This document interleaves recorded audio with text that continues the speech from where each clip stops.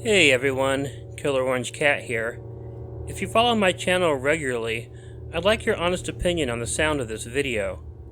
I'm using a new microphone which was a gift from a good friend of mine named Kevin, and I'd like to know how it compares to the one I have used before. Enjoy!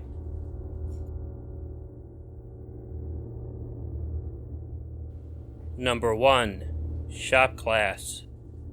If you asked any of my friends, gay or straight, they would tell you that I don't come across as being gay.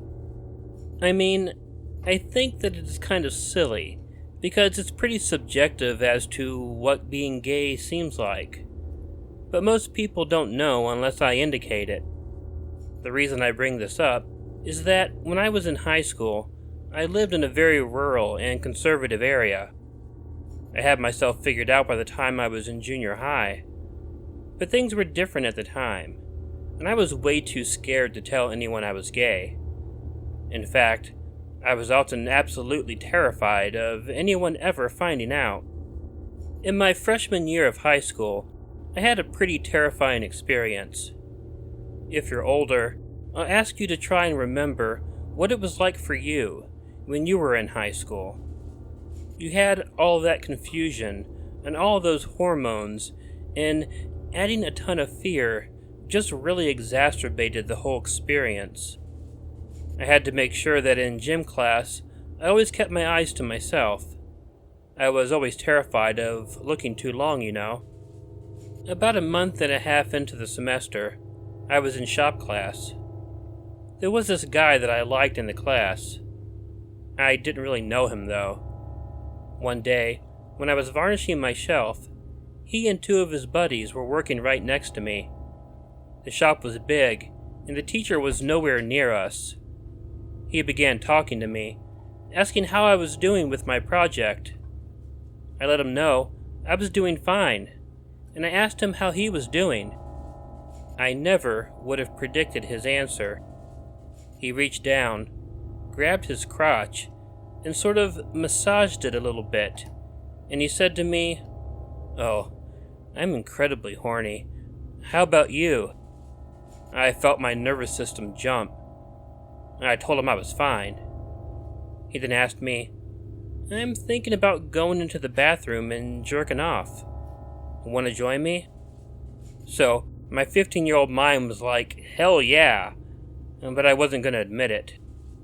I declined, and he insisted that I should do it, because it's a good way to pass the time. And don't worry, this story is not going to turn rated X. I didn't do it. Part of me wanted to believe that he wanted to do it, but most of me suspected this was a way to try and get me in a bad position to beat me up or something. It didn't stop that day either. This became a really regular thing during shop class. Whenever the teacher wasn't around, and he and I were around each other, he'd do it again. He'd always ask if I wanted to go into the bathroom and beat off with him. Of course, each time, I think he noticed the conflict I was going through. I thought he got a real thrill out of treating me that way, too. After a while, I figured it had to be obvious that I was gay, and what he was doing to me. When I was working on a new project, weeks after this treatment began, he and I were again close to each other. The whole thing started all over again, and it was really too much for a 15-year-old male to go through. This time, on this day, I paused way too long, and he smiled, and sort of hinted that he wanted me to come closer to him. He was working on a piece of equipment. I forget really what it was called, but when you pushed a piece of wood into it, it pretty much reduced it to sawdust. I walked up to him until our faces were only a few inches apart. He gave me a really sexy look and flicked his eyes down at his crotch. "No one's around," he told me. "Cop a feel." I can't even tell you why, but I began moving my hand in that direction. As I got close, I darted my eyes around the room to make sure that no one was watching. In that split second, I felt him grab my wrist, and he quickly pushed my hand towards the machine. Fortunately, my reflex was quick enough to keep my hand from being ripped apart. But he was stronger than me, and he held his hand there and tried to push mine into the machine. I looked in his eyes for a quick moment, and that sexy, playful look was replaced by pure hatred. I screamed for help. Immediately, a big football jock, who was the closest around, ran over and saw what was going on. He grabbed the guy, pulled him off me while the whole class came running over. The jock explained to the teacher what happened, and he restrained the guy who tried to destroy my hand. The look, the hatred, the anger, and the justified look on his face never left, and I had never been more scared before or after. He was kicked out of school, but charges were never brought up against him. I did see him again a few times, but he never talked to me. He just gave me that hateful look.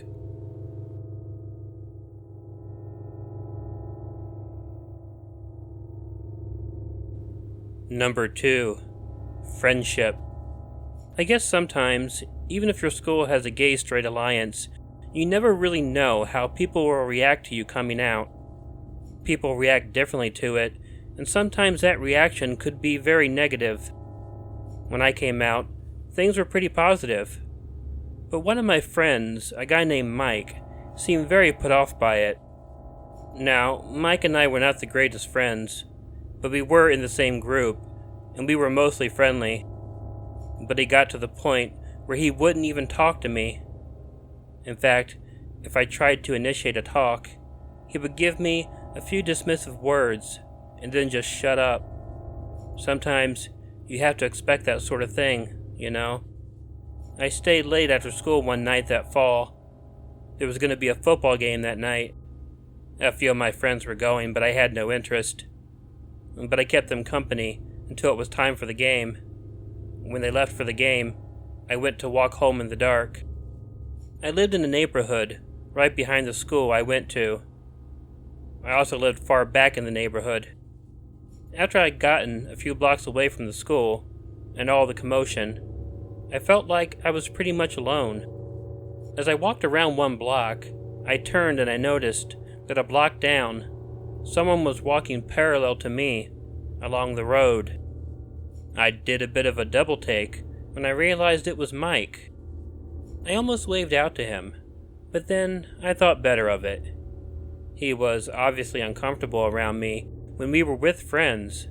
I hated to think I would be making him even more uncomfortable when we were alone. I decided the best thing to do would be to give Mike his space. Still, as I walked down each block, I turned to see him, and he was still walking down the street just like that. I knew that he didn't live out in that direction, so I began to wonder why he was doing this. It was then that a weird thought occurred to me. I wondered if maybe the reason Mike had been so uncomfortable around me was that maybe he was gay, but was having trouble expressing that. I thought maybe he was coming out that night to try and get a private talk with me so I could help him. No sooner did I think that, though, but he wasn't on the next block. And then I thought that maybe I was wrong.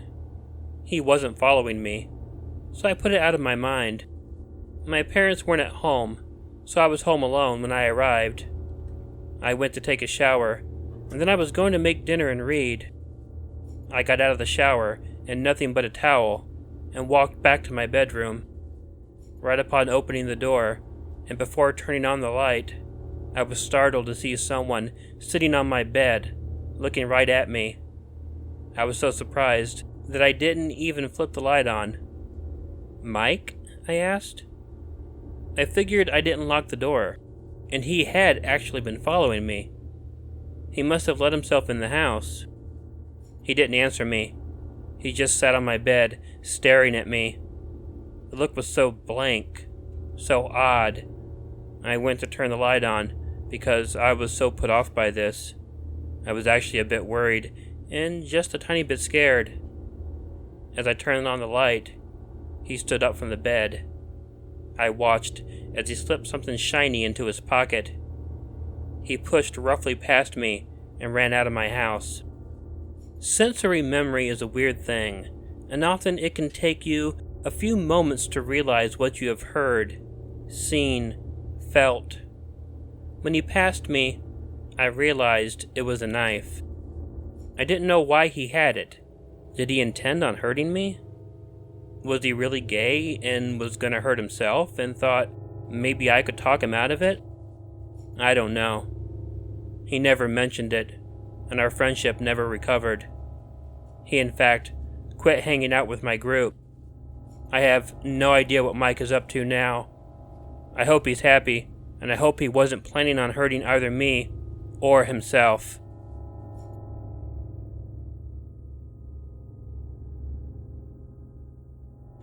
Number 3. Gym shower. I had never lived in the country before. I grew up in an urban and suburban atmosphere for the most part. When I was 16, my parents decided to move out to the country.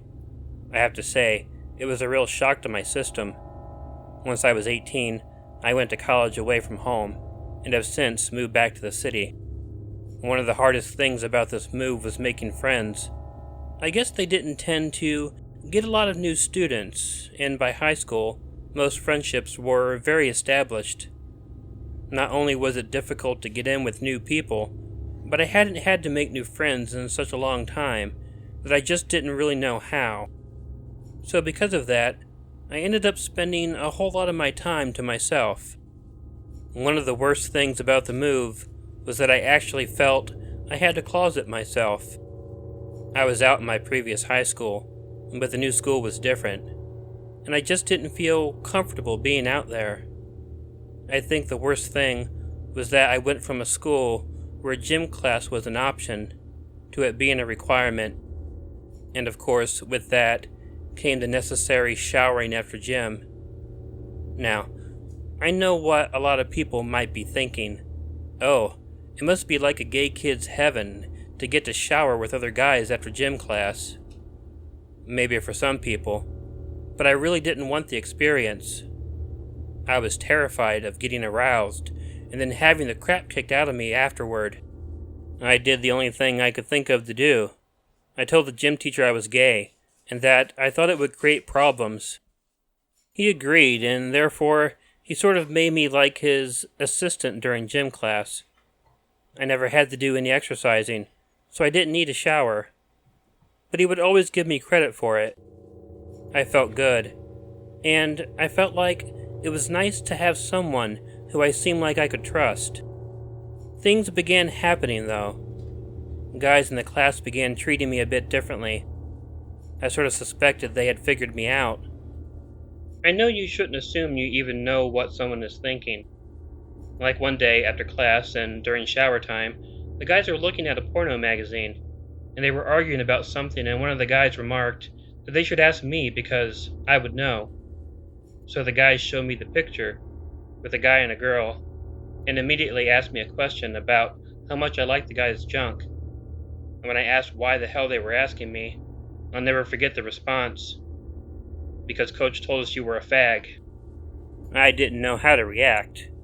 I mean, first the betrayal, and the second being outed like that against my will in front of a whole gym class full of boys. I immediately tried to walk away, but one of the guys grabbed me before I could. While I struggled, I was shocked that the guys actually began stripping my clothes off. When they had me naked, they grabbed me and pulled me into the showers. I kept screaming while the guys who were not taking part in this just watched and laughed. But the worst part, the guys took out Brillo pads. Now, this is what happens to anyone who doesn't shower, one of the guys told me. It doesn't matter that you're a fag, that's just a perk.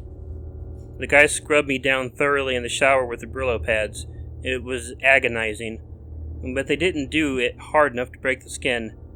But I was red, hurting, humiliated, and terrified. When they were done, they left me shivering, naked in the shower with my skin burning. I was too terrified to get up, to get dry or dressed or anything. It wasn't until the janitor came into the locker room that he helped me get up and get dressed. Apparently, he told me that this thing occasionally happened to guys who didn't shower with the rest of the class, and told me it was better for me just to shower from now on.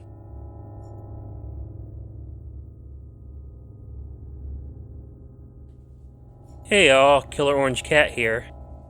Just wanted to update those of you who follow the channel. I am currently in Chicago for a couple of weeks to do some things here.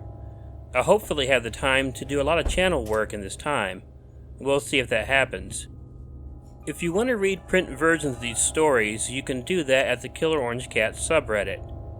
In the meantime, if you like this video, please let me know by hitting the like button.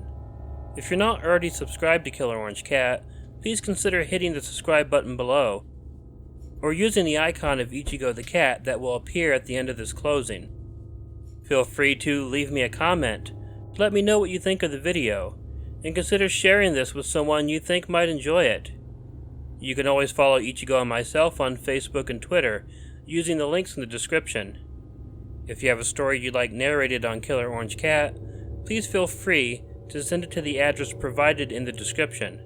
My main requirement is that the story is original, meaning it has not yet been read on any other YouTube channel. And please, whatever you do, don't forget to make sure to check in your closet and check under your bed, 'cause you never know where a Killer Orange Cat might be hiding. Good night.